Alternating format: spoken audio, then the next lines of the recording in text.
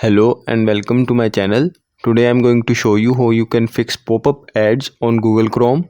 If you are getting different pop-ups or ads on this top corner of your websites, to fix this, simply go to the settings,